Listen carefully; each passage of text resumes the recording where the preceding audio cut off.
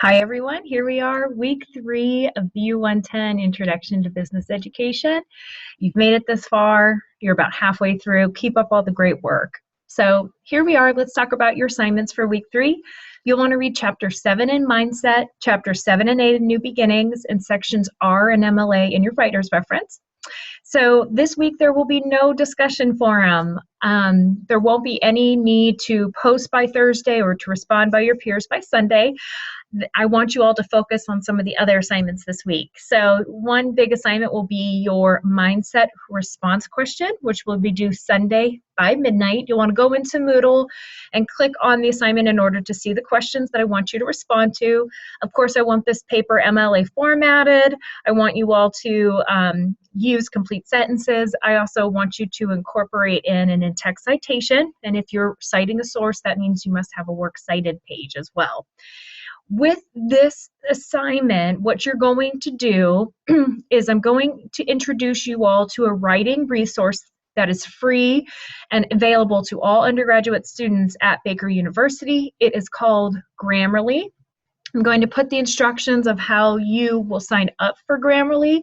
There's a special code you need to use. And what I want you to do is to take your mindset response questions and upload them into Grammarly in order to see the corrections and the edits that Grammarly suggests for you. Okay? And then what I want you to do is there's a report that can be generated, and there's be a number at the bottom, and you'll click on that number and it'll generate a report, and I want you to submit that report to me. I want to be very clear that I am not grading anybody on their score. I am only grading students that if they've submitted this report or not. So if you have 100% errors or 0% errors, I'm not looking at that. I'm looking at this assignment completion and that you're able to create the Grammarly account and that you did upload your paper. So just know that the report from Grammarly will also be due Sunday by midnight, and you will be using your mindset response questions in order to generate that report. In addition, there is a writing skill activity number 3 that will be due Sunday at midnight. So the resources for that activity will be in Moodle. This week, we are going to start talking about your research paper that will be due in week 5. This week, I want you all to think of a topic that you want to write your paper on. And then I want you to start working on a thesis and to figure out which sources you're going to use. And this is, again, due Sunday by midnight. We're going to be talking about thesis coming up here in the next couple slides. And there are plenty of resources that I recommend you review in Moodle. And finally, nothing is due for your academic skill presentation in week 3. However, I want you to continue to think about that as you read either Mindset or New Beginnings. You'll see that you have been assigned an academic skill and you're going to do a presentation on it in week 4. And so if your skill is reading and you have certain sections in New Beginnings that are offering tips, you may want to highlight that to help prepare for your presentation. So if you are unsure of what skill you've been assigned, go to Moodle and it will show you there.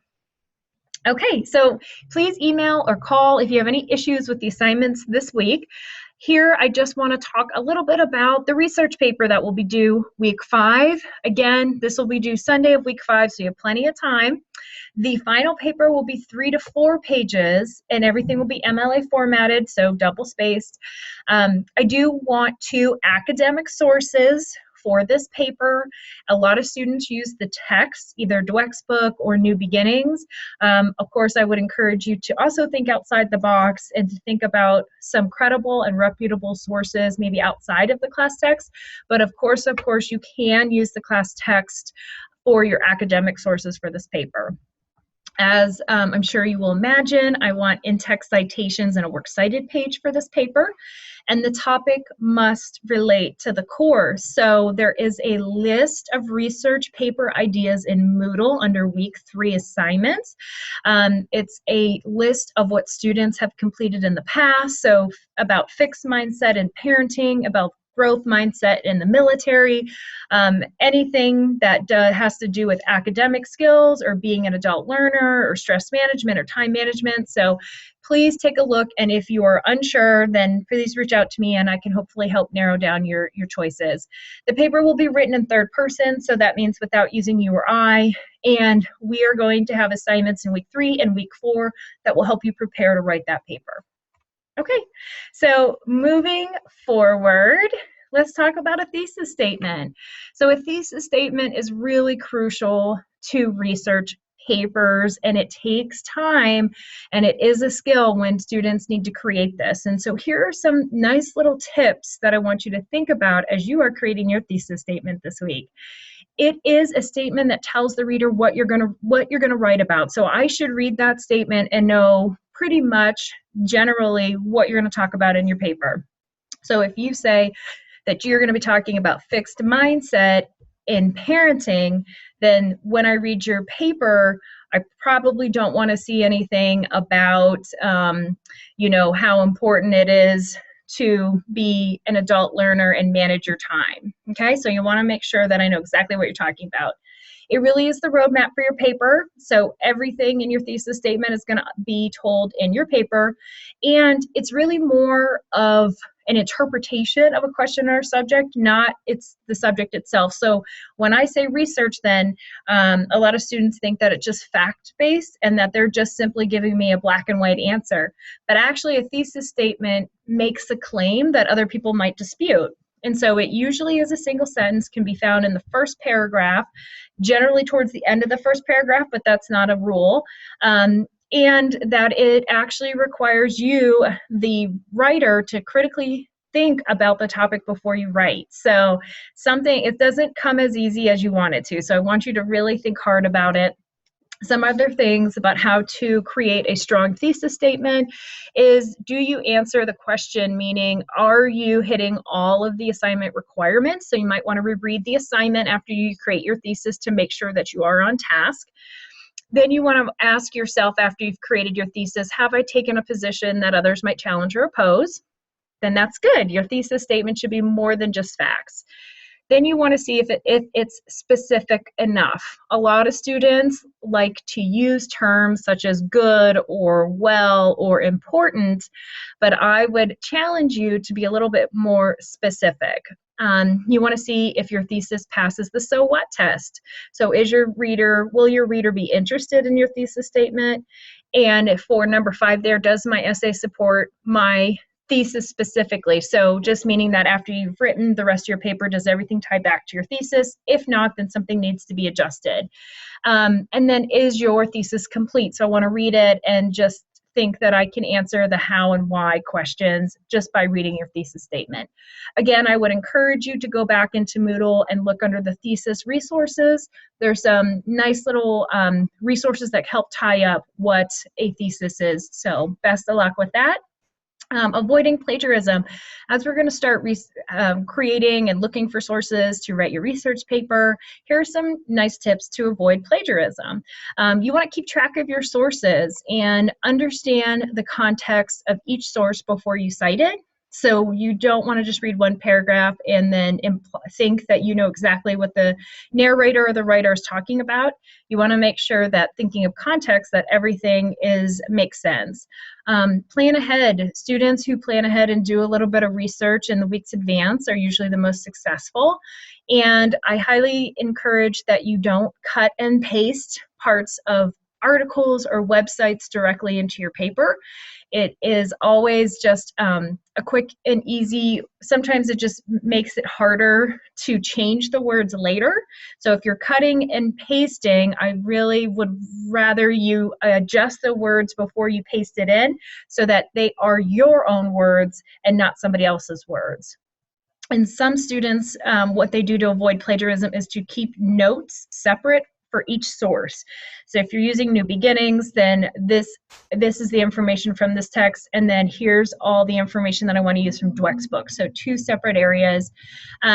If you add, it's a lot of times it's pretty smart to add a citation as soon as you write it. So if you're using a direct quote, put the citation in parentheses as soon as you add that direct quote in, so you don't have to go back and look for it later. A lot of times students like to use direct quotes, but I would say to use direct quotes sparingly. It's better to summarize or paragraph the information versus having to directly quote the source all the time. And again, even if you're paraphrasing, summarizing, or quoting, you need an in-text citation, always. And every time you put an in-text citation into your paper, then that source must be included in your works cited page. And a little note here, a works cited page is the title if you have one source. If you have two or more sources, the title of this page would be works with an S cited page. Okay? Credible sources, just to help you when you're looking for those academic sources, you want to look at who the author is and ensure that they are an expert in their field. Do they know what they talk about? Has the article been published in the last 5 or 6 years? That's really like our cutoff time for a lot of information. Things change, especially in the business world and technology, so you want to try to stick to 5 years. You want to see if you can identify who the audience is, and is the source newsworthy? Meaning, do they come from, somebody's blog who maybe it's just their opinion, or is it coming from somebody like Fox News, CNN, NPR, people who try to get the best information in a newsworthy way?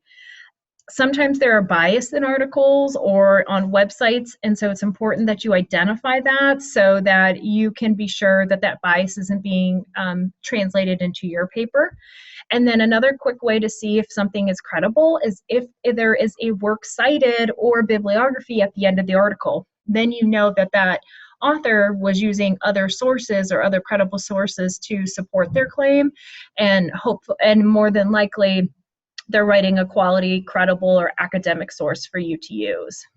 Okay, so that ends my presentation. Again, I want to encourage you all to keep up the great work. Please reach out if you have any questions or concerns. And best of luck, and we will see you in week 4. Thank you.